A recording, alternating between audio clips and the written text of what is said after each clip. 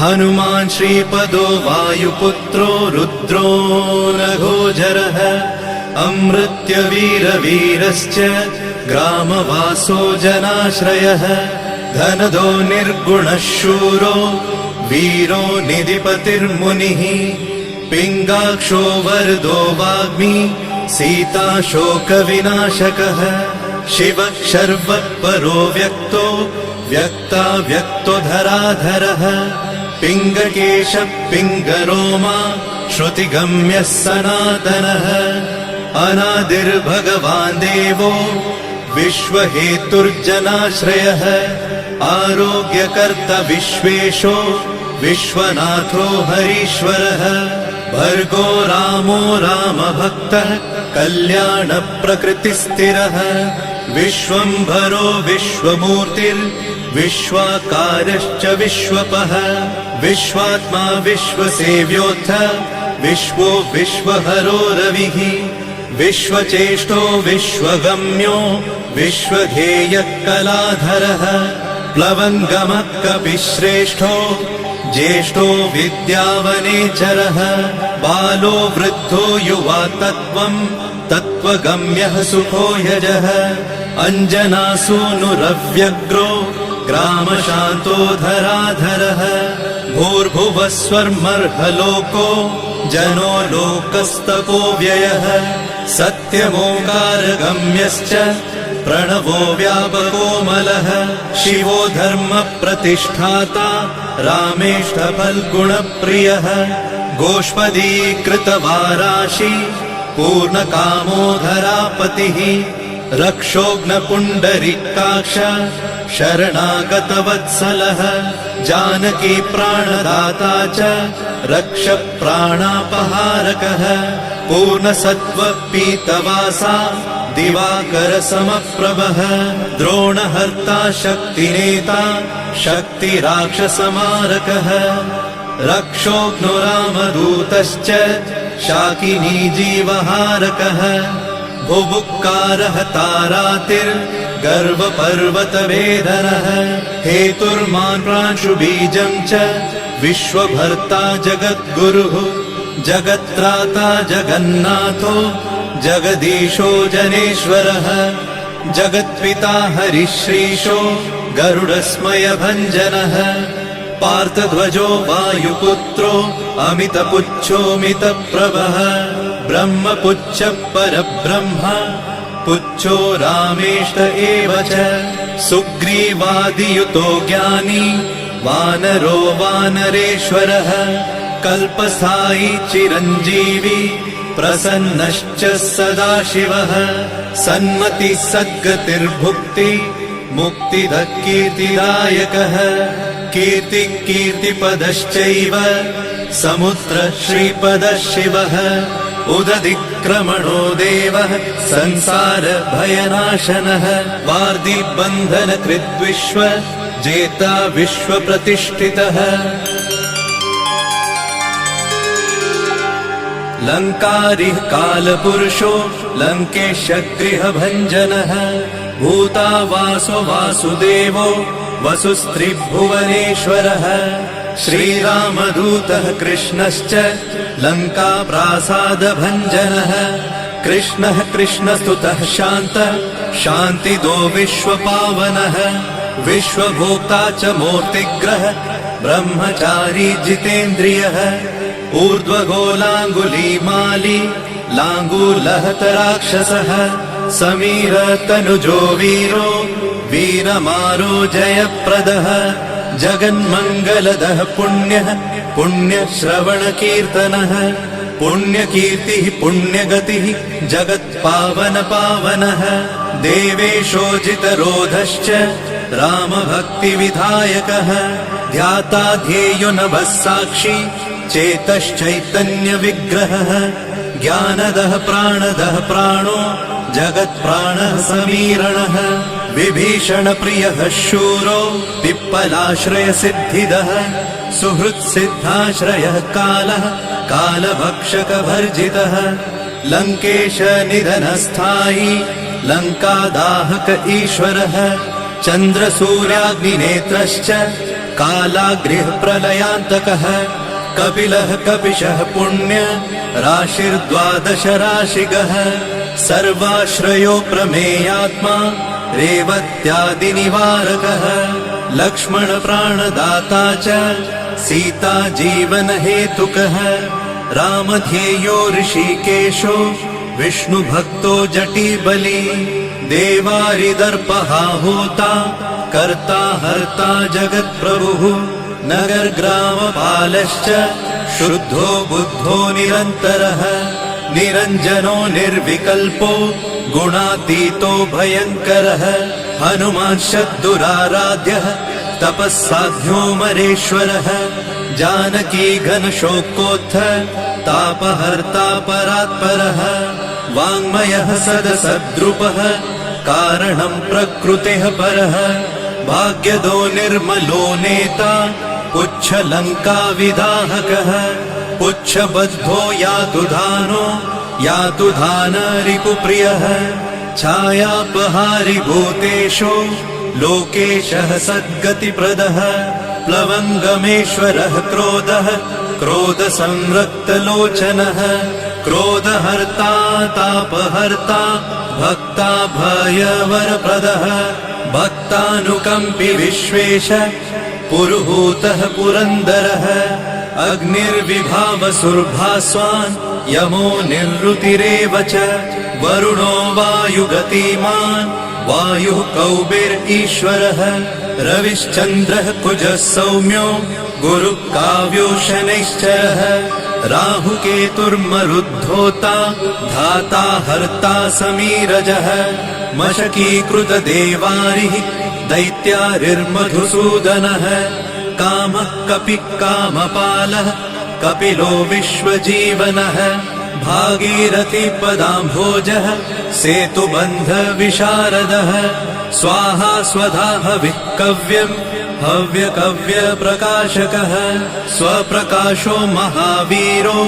लघुश्चामितविक्रमः प्रडिनोडीन गतिमान् सद्गतिस्पुरुषोत्तमः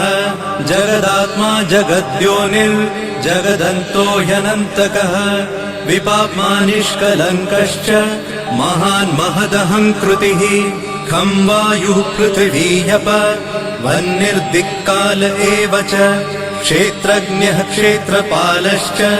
पल्वलीकृतसागरः हिरण्मयः पुराणश्च खेचरो भूचरो मनुः हिरण्यगर्भः सूत्रात्मा राजराजो विशाम्पतिः वेदान्तवेद्योद्गीतश्च वेदवेदाङ्गपारगः प्रतिग्रामस्थितः साध्य स्फूर्तिदाता गुणाकरः नक्षत्रमालिभूतात्मा सुरभिः कल्पपादपः चिन्तामणिर्गुणनिधिः प्रजापतिर्नुत्तमः पुण्यश्लोकः पुरारातिर्ज्योतिष्मान् शार्वरीपतिः किलिकिल्यारवत्रस्त भूतप्रेतपिशाचकः ऋणत्रयहरः सूक्ष्मः स्थूलः सर्वगतः पुमान् अपस्मारहरः स्मर्ते श्रुतिर्गाथा स्मृतिर्मनुः स्वर्गद्वारः प्रजाद्वारो मोक्षद्वारं कपीश्वरः नादरूपः परब्रह्म ब्रह्म ब्रह्मा पुरातनः एको नैको जनः शुक्ल स्वयं ज्योतिरनाकुलः ज्योतिर्ज्योतिरनादिश्च सात्विको राजसत्तमः तमोहर्ता निरालम्बो निराकारो गुणाकरः गुणाश्रयो गुणमयो बृहत्कायो बृहद्यशाः बृहद्धनुर्बृहत्पादो बृहन्मूर्धा बृहत्स्वनः बृहत्कर्णो बृहन्न्यासो बृहन्नेत्रो बृहद्गलः बृहद्यत्नो बृहच्चेष्टो बृहत्पुच्छो बृहत्करः बृहद्गतिर्बृहत्सेव्यो बृहल्लोकफलप्रदः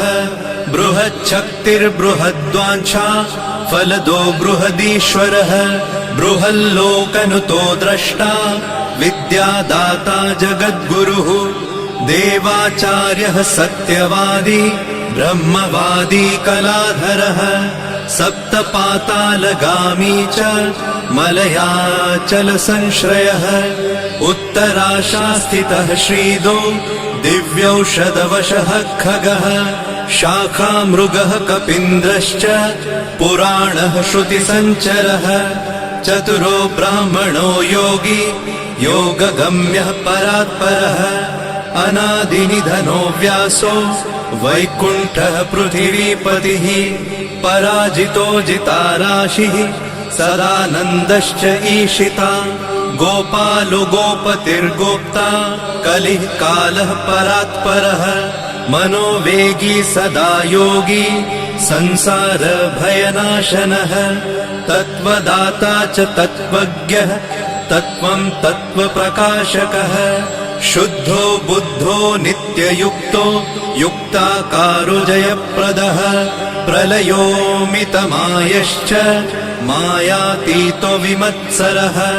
माया निर्जितरक्षश्च माया निर्मितविश्वपः मायाश्रयश्च निर्लेपो माया निर्वञ्चकसुखः सुखी सुखप्रदो नागो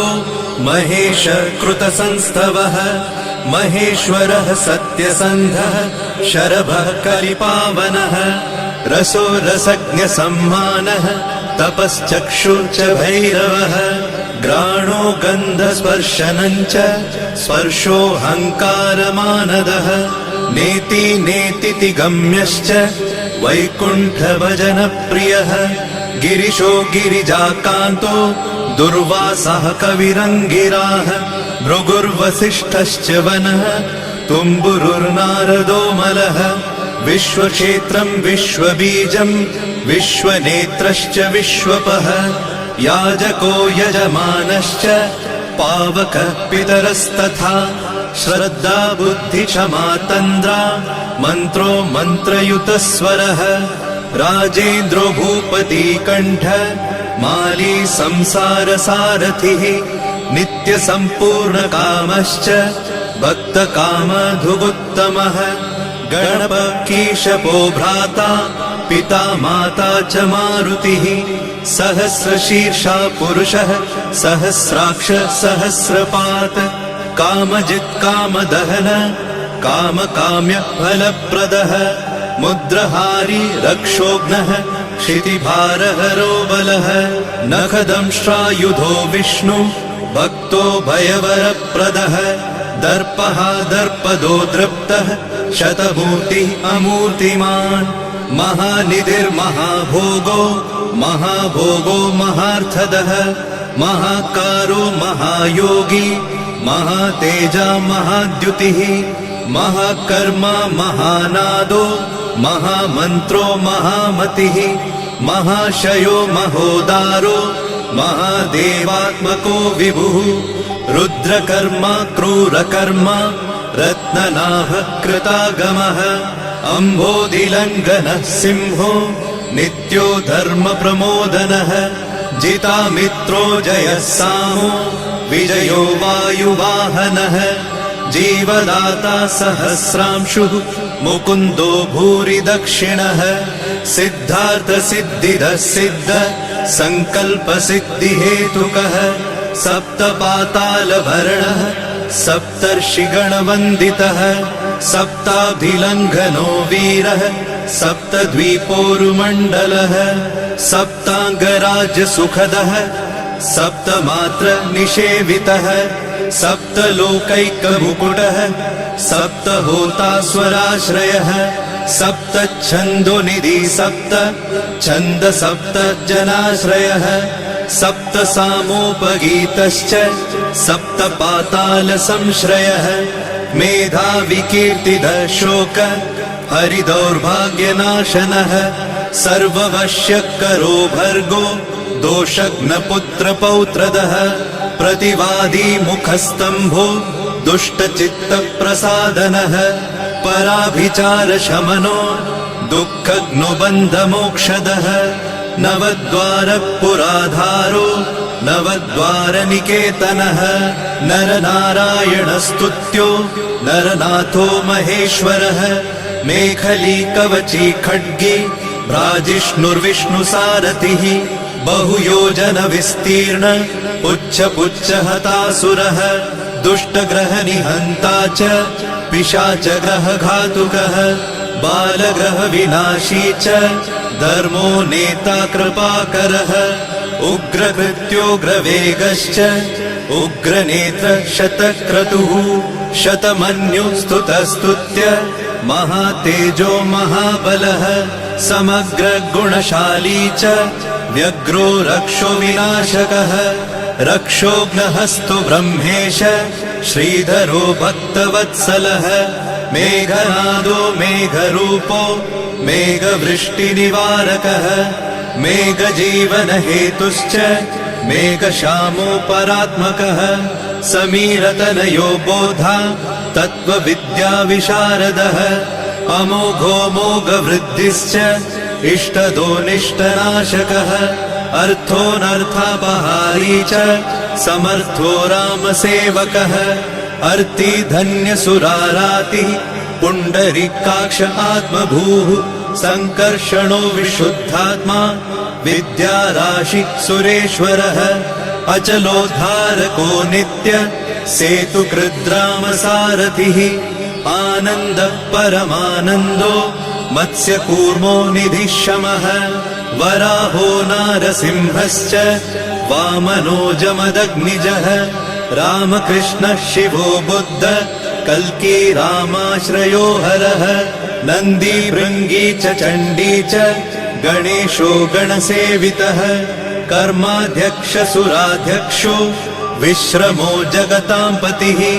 जगन्नाथ कपिश्रेष्ठ सर्वावास सदाश्रयः सुग्रीवादिस्तुतः शान्तः